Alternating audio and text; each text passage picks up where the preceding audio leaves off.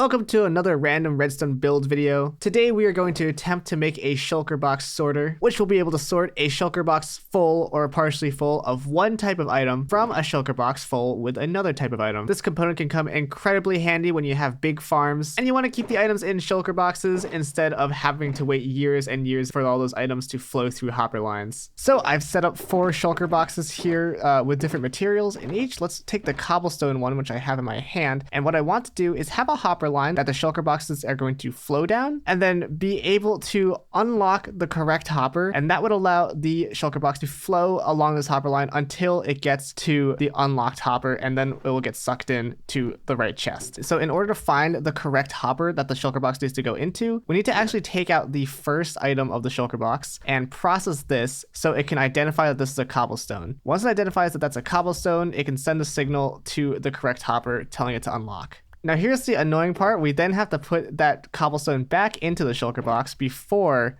sending it along this hopper line. And then after the shulker box lands in this chest, we have to reset the system by turning off that signal. Seems kind of complicated, I know, and it is kind of complicated, but I'm up for the challenge. So let's start at the beginning by trying to make a shulker box unloader that will only take out one item. So here's my first idea. So a dispenser can spit out shulker boxes. So all you have to do is power a dispenser with the shulker box in it and put it over a hopper, and that will start sucking out items from the shulker box.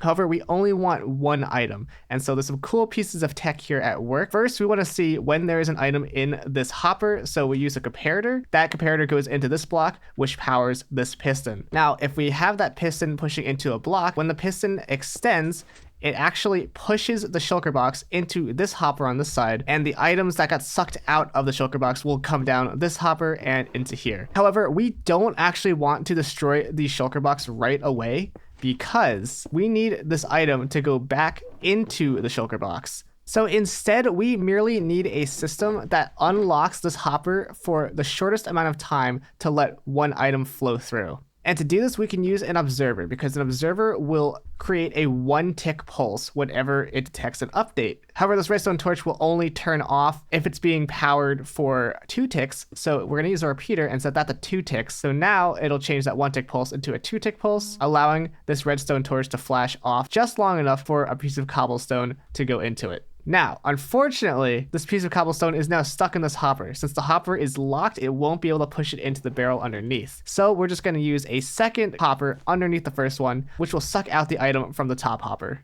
And like that, we should be able to get exactly one item out of the shulker box. And now I'm just going to make this a little bit smaller. Okay, we made some progress, and yes, this looks entirely completely different. So when we click this input, it spits out this shulker box and then turns off this torch, which is powering this hopper for 2 ticks, which is just enough for one item to get pulled out of here, and then the hopper underneath will suck it up, which is exactly what we're looking for. Next, what the heck are we going to do with this one piece of cobblestone? Well, this is what we're going to do. I built a hopper line that the cobblestone will travel along, and then here we have some standard item filters. So this one has cobblestone in it, and this one has redstone. So the cobblestone will only be able to get pulled out of the hopper line above from this hopper, which can be read by this comparator, increasing the signal strength to 3, which we can use and power the shulker line that we talked about earlier, where the shulker box will be traveling along, which will unlock the corresponding hopper. Now on the other side, we need to take that piece of cobblestone and return it to the shulker box. So we are going to add a hopper above where the shulker box comes out, and we need to get this item up there. And so we're going to make an item elevator, and it looks something like this. Basically, whenever there's an item in this dropper, we want to read that with a comparator. And so when this item here, that comparator will QC power this piston, pushing up this observer. And if we have an observer on this side, that'll create a clock. And as you can see, because of QC again, this observer will power the dropper until it runs out of items. Now for the elevator side of this, as long as all the blocks around the dropper are solid blocks, that item will get squished and pop up a level. So as long as we keep on filling up all the blocks surrounding the dropper line until we get to the height we want, now if we put an item in, it will dispense all the way up to the top. Next, we can just add a water stream at the top, which will flow into this top hopper and back into the shulker box. Let's start the system by powering it up. Bulb lights up, the cobblestone comes up and gets returned into the full shulker box. That's great. Well, I think instead of using copper bowls, we're gonna do some RS NOR latches. So now I'm gonna actually build the shulker box line. So again, when the shulker box gets broken, it will fall into this hopper and go across this line. And so we need to make all of these hoppers locked, except for the one that the shulker needs to go into. And so how are we going to get that signal to hold? Well, we're going to use something called an RS NOR latch. And the way one of these things work is you just use two droppers facing into each other. And so when you power one side, the item will move to the other side. And the reason this is useful is because you can save the state of whatever side the item is in. And no matter how many inputs you put into one side, it will always stay on the other side. And that means we can input on one side to unlock the hopper and then use a reset signal once the item is processed to switch all the items back to the first side. Okay, I've moved everything down one block to make more room. So the thing is, we need a reset switch here so that after the item comes in, this will obviously come into this dropper, which will turn off this thing here. And then we need a way to reset that. So I have this line up top, which will fire everything back into the original side. So this line is kind of necessary. This has the potential to be pretty awesome. This is what we have now. I've moved the RS NOR latch to be vertical. When an item goes into this sorter, it'll trigger the dropper to shoot it upwards, and that will power this comparator. And the reason this was kind of scary is because this comparator is going to power this block, which will also power this block here, which is a signal strength of 1. But since we're only using a single item, this comparator will not change this from a signal strength of 1, which will not ruin any of this comparating stuff. Then I have out here this line, and this is the reset line. Once the shulker goes into the proper hopper, it goes into this dropper, and then the reset line gets triggered. All we have to do is hook up this reset line to this line, which is the reset line for the NOR latches, and that will also trigger not only all the droppers to push their items back down to the bottom here, but also to trigger the droppers up here to shoot out items through the dropper vader up top. Do that. Okay, and it sends a signal. Great. That is awesome. Let's connect this comparator up to the piston braking mechanism like that. Is that all it takes? Do that to make sure. Here, we want this here, just to make sure the signal reaches. So that should now automatically break the shulker box. Next, we want to do this to fire a reset circuit, but then we'll have it go like that. Lots of redstone lines. So this is kind of scary. Okay, that attaches. So that is a good place for a repeater. And this, do that instead. Okay, does that work? This thing never came back. That's a problem. The reset just switches too fast. So let's just put another repeater there. So the reset switch was firing too fast before the shulker box actually got into the dropper, so it was just getting stuck on this dropper. Let's try it now.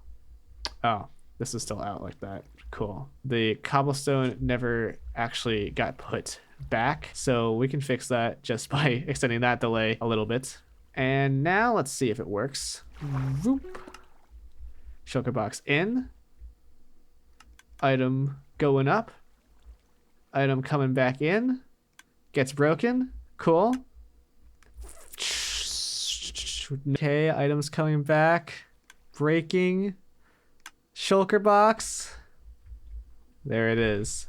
Editing game with an amendment here. I don't know why I use droppers. You can just take this hopper line and extend it however far you want. I also updated the reset line. Now the last thing we need is to actually start this machine, and there is room right here to sneak in a barrel of stuff. Okay, so it took me another 50 minutes to come up with all the logic for the starting mechanism. So I'm just gonna explain it instead of trying to go through all my gibberish and find pieces that kind of sort of make sense. So anyway, the dispenser is right here that shoots out our shulker boxes, and we have a hopper line that just makes it easier to input items from the top. When a new shulker comes in, this comparator will read that there's an item, and if you follow this orange line, it comes over here to the starting mechanism. Now the starting mechanism is a little different. It's a piston which pushes a observer over this note block, and a couple things happen. One is that note block gets detected by this observer, which powers this block, which is next to the dispenser, and it's timed so that the shulker has enough time to get to the dispenser and then is immediately shot out of the dispenser.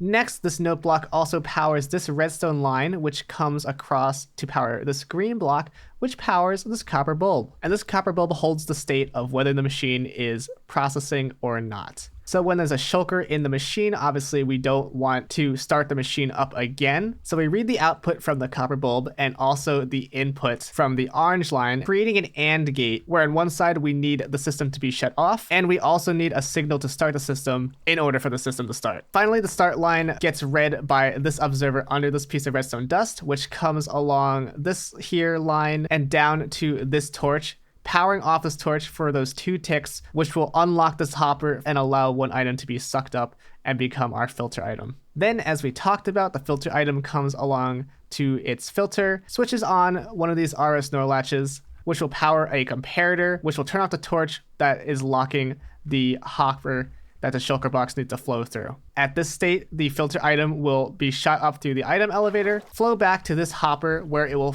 fall into the hopper and get pushed back into the shulker box. Then when that item is in the hopper for that split second, that will get read by this comparator, and this green line here comes along, which goes into this green block and into this dust, which powers the sticky piston, which will extend, breaking the shulker box and pushing the item into this hopper so it can then flow to the right spot. Then when it gets to the unlocked hopper, it will fall into that hopper, and that will get read by one of these comparators, which will send a signal up to the reset line in red here, flow across and down and this way up to this torch, which will fire the reset line for the RS NOR latches. And the reset line will also power this copper bulb, which basically creates a state change that is read by this observer, which comes up and turns off the in progress indicator. At this point, one of 2 things will happen. And we need to step back a sec to look at the second half of the orange line here, which is reading this dispenser through this comparator. If there are more shulker boxes in this dispenser, this comparator is going to power the orange line, the same orange line that came from our shulker input, which will flip this side of the AND gate to off.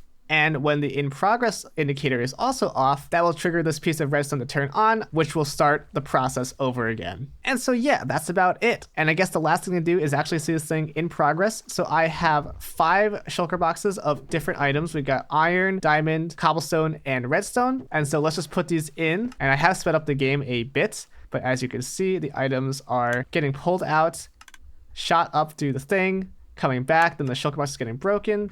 And if we look down here, we can see that the RS NOR latches are working correctly, unlocking different hoppers. Up here, you can see that the reset switch is firing once it reads that there's an item in that hopper. Over here, you can see the state change of the in progress going along, and you can see this piston starting the process over and over again. And so I am pretty happy with how this turned out. Let's check and see. 5, 5, 5, and 5. That worked beautifully. It's not the fastest in the world, and as you keep extending the system, it is going to get slower because it's going to take longer for the filter items to travel through the water stream and come back, and it's going to take items longer to flow through these hopper chains. For my timings, it took somewhere between 12 and 14 seconds for each shulker box. Another thing is that the sorting bit is tileable, which means you can build them right next to each other and keep expanding. However, after 15 modules, you will have to add repeaters in the following spots. This is 8, but pretend this is 15. You need to add a repeater there